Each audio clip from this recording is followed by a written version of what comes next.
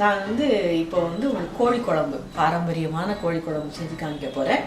அதுக்கு வந்து வேணுங்கிற இன்க்ரீடியன்ட்ஸ் முதல்ல இது பண்ணிக்கிறோம். நான் மசாலா வந்து அரைச்சிட்டு வந்த அப்புறம் குழம்பு வைக்க ஆரம்பிச்சிடலாம். கோழி 1/2 கிலோ, 1/2 kg தான் வாங்கியிருக்கேன். அதுக்கு தகுந்த மாதிரி வத்தல், காஷ்மீரி சில்லி கலருக்காகவும், இந்த கார சில்லி இதுக்காகவும் இது ஒரு 2 எடுத்திருக்கேன். இது வந்து ஒரு 5 எடுத்திருக்கேன். காஷ்மீரி சில்லி, மல்லி வந்து 1 டேபிள் ஸ்பூன் எடுத்திருக்கேன். சீரகம் வந்து 3/4 டேபிள் ஸ்பூன் எடுத்திருக்கேன். கருவேப்பிலை இதை வறுத்துருக்கு. இதை வந்து எண்ணெய் போட்டு வறுத்துருக்கேன். எண்ணெய் 1 ட்ராப், 1 சொட்டு எண்ணெய் போட்டு வறுத்துருக்கேன். இது நான் ஏற்கனவே உங்களுக்கு சொல்லி காமிச்சதுனால நான் இன்றைக்கி ஏற்கனவே வறுத்து வச்சுட்டேன். வெங்காயம், சின்ன வெங்காயமும் பெரிய வெங்காயமும் கலந்து அரைச்சி வச்சுருக்கேன். சின்ன வெங்காயம் மட்டும்தான் அந்த காலத்துலலாம் இது பண்ணுவாங்க. நம்ம வந்து இன்றைக்கி சின்ன வெங்காயம் காஸ்ட்லிங்கிறதுனால பெரிய வெங்காயம் மிக்ஸ் பண்ணியிருக்கேன். இஞ்சி பூண்டு பேஸ்ட்டு அது ஒரு 3/4 ஸ்பூனு. 1 தக்காளி பழம் பல்ப் எடுத்து வச்சுருக்கேன். தேங்காய் வந்து இந்த 1/2 கிலோ இதுக்கு வந்து இவ்வளோ தேங்காய், இதோட மசாலோட சேர்த்து அரைச்சிருவோன்னு பார்த்தேன். நான் தேங்காய் பால் எடுத்து குழம்பு வைக்கிறவங்களும் உண்டு. எங்கள் அம்மாலாம் தேங்காய் பால் எடுப்பாங்க. நம்ம கொஞ்சம் தானே கோழிங்கிறதுனால இதை அப்படி சேர்த்து அரைச்சிருவோன்னு நினச்சிட்டேன். நான் மஞ்சத்தூள், உப்பு, எண்ணெய். நான் வந்து இப்போ மசாலா அரைச்சிட்டு வந்துடுறேன். மசாலா அரைச்சிட்டு வந்துட்டேன். தேங்காய் வந்து அதோடய கொஞ்சமாக தேங்காய்ங்கிறதுனால அதோட சேர்த்து அரைச்சிக்கிடுவோம் அப்படின்ட்டு அரைச்சிட்டேன். நீங்கள் நிறையா நம்ம 1 கிலோ கோழி அப்படின்னா தனியாக தேங்காய் அரைக்கலாம். ஆனால் நிறைய பால் எடுத்து ஊற்றுறது தான் நல்லாயிருக்கும். நான் இப்போ கம்மிங்கிறதுனால அதோட சேர்த்து அரைச்சிடுவோம் அப்படின்ட்டு பார்த்தேன். எண்ணெய் வந்து நான் இப்போ டீஸ்பூனை விட சின்னதில் எடுத்து போடுறேன். நல்லா கொஞ்சம் ஒரு 1.5 கரண்டி எண்ணெய் ஊற்றுற மாதிரி, 1 கரண்டியாவது எண்ணெய் ஊற்றுங்க. எண்ணெய் ஊற்றுனீங்கன்னா தான் நல்லாயிருக்கும். வெங்காயத்தை எண்ணெய் சூடாயிடுச்சு. இல்லை,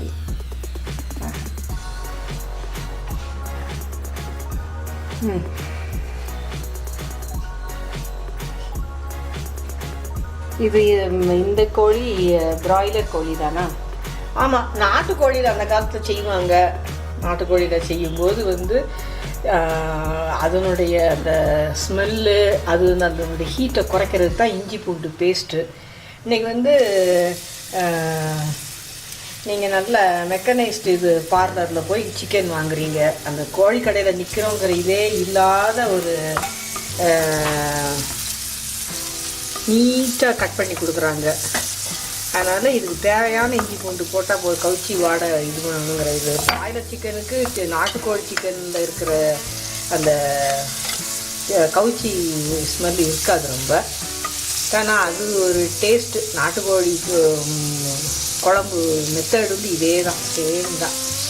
இன்றைக்கி உங்களுக்கு சிட்டியில் இருக்கிறவங்களுக்கு, அவுட் ஆஃப் கண்ட்ரியில் இருக்கிறவங்களுக்குனா நாட்டுக்கோழி கிடைக்காது. எல்லா இடமும் நீக்க நிறைஞ்சிருக்கிறது பிராய்லர் சிக்கன் தான். அதனால் நம்ம அதையே நம்ம சொல்லுவோம். அவங்கவுங்க ஊருக்கு போய் அம்மா கையால் கோழி சாப்பிடும்போது நாட்டுக்கோழி செஞ்சு கொடுங்களேம்மா அப்படின்னு கேளுங்க. அம்மா செஞ்சு கொடுப்பாங்க. இப்போ வெங்காயம் வதங்கட்டுமா? இந்த வெங்காயம் நல்லா கொஞ்சம் பிங்க் கலரில் நிறமாக இருக்கா, இந்நேரம் வந்து சிக்கனை போட்டுருவோம். நான் இது இந்த கோயம்புத்தூர் மார்க்கெட்டில், நான் கொஞ்ச நாள் கோயம்புத்தூரில் இருந்திருக்கேன். என் பிள்ளைகள்லாம் வளரும்போது அங்கே தான் இருந்தேன்.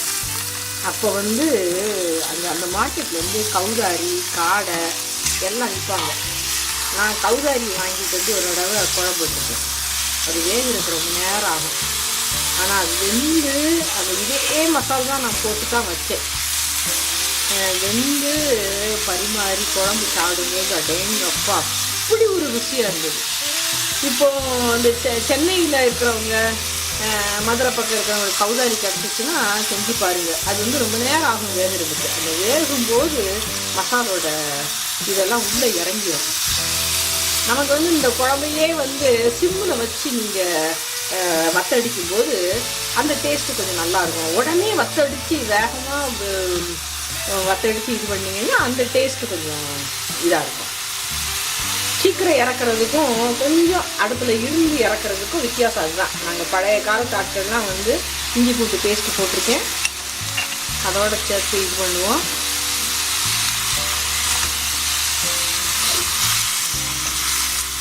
நாங்கெல்லாம் வந்து மசால் வந்து சிக்கனுக்குள்ளே இறங்குறது வந்து டைம் கொடுப்போம். அவசர அவசரமாக இது பண்ணுறது கிடையாது. அப்படிங்கும்போது அந்த அந்த பீஸ்க்குள்ளே மசால் இறங்கி இந்த ருசியை வந்து அதிகரித்து கொடுக்கும். கலர் கொஞ்சம் சேஞ்ச் ஆகிடுச்சிங்கன்னா இந்நேரம் வந்து தக்காளி பழத்தை போடுவோம்.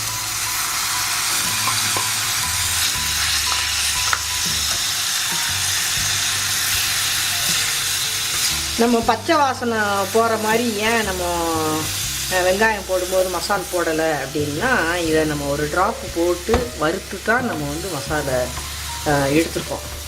அப்படிங்கும்போது அந்நேரமே மசால் வாசம் வந்து நல்லா இருக்கும்.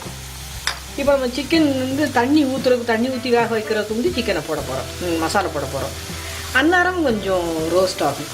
மஞ்சத்தூள் போட்டிருக்கேன். இப்போ மசாலா போட்டுறேன். மசாலா போட்டு ஒரு 2 பெரட்டு நல்லா பெரட்டிட்டு மசாலா வந்து ஃப்ரை ஆயிடுச்சு அப்படின்னு நம்ம தெரியும் போது தண்ணியை ஊற்றி குக்கரை மூடி வைப்போம்.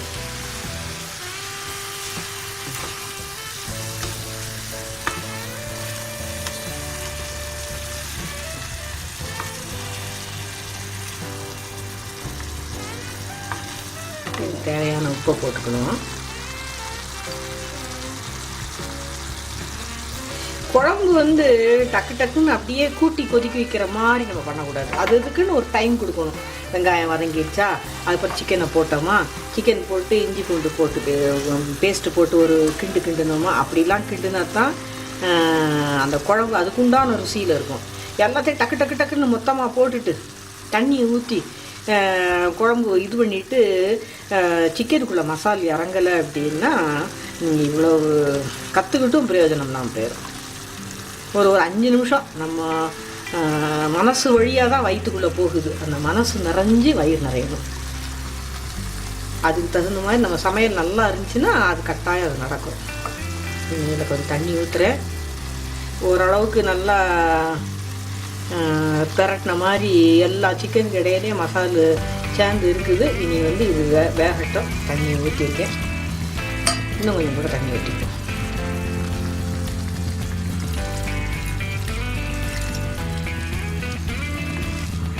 இவ்வளோ தண்ணி போதும். இன்னும் இது வேகட்டும்.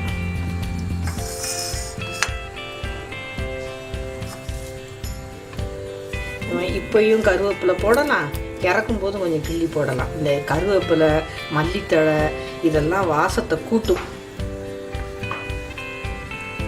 இது புதினா போடலாமா அப்படின்னு கேட்டால் புதினா இதுக்கு வேண்டியதில்லை. இது வந்து கொஞ்சம் பாரம்பரிய குழம்பு வாசனை வரணும் அப்படின்னா கருவேப்பிலை கொத்தமல்லி செடி தான் சரி. இதை மூடி வைப்போம். ஒரு 3 சத்தம் வரும். கோழி குழம்பு ரெடி ஆயிடுச்சு. இந்த பாருங்கள், 3 சத்தம் தான் வச்சேன். 3 சத்தத்துக்கு கொஞ்சம் தண்ணி உங்களுக்கு கூட இருக்கிற மாதிரி தெரிஞ்சிச்சுன்னா கொஞ்சம் வற்ற வச்சுக்கோங்க. எனக்கு இப்போ கரெக்டாக இருக்குது. இது வந்து சாதத்துக்கும் சரியாக இருக்கும், தோசைக்கும் ஊற்றி சாப்பிட்றதுக்கு நல்லாயிருக்கும். கொத்தமல்லி தழையை தூவி நான் இந்த கிண்ணத்தை இது ட்ரான்ஸ்ஃபர் பண்ணிடுறேன்.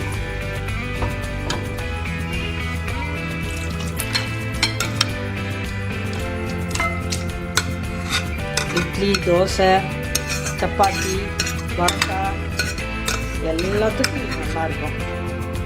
சாதத்துக்கும் ரொம்ப நல்லாயிருக்கும். இது வச்சு மிளகு ரசம் வச்சு சாப்பிட்டிங்கன்னா அவ்வளோ ருசியாக இருக்கும்.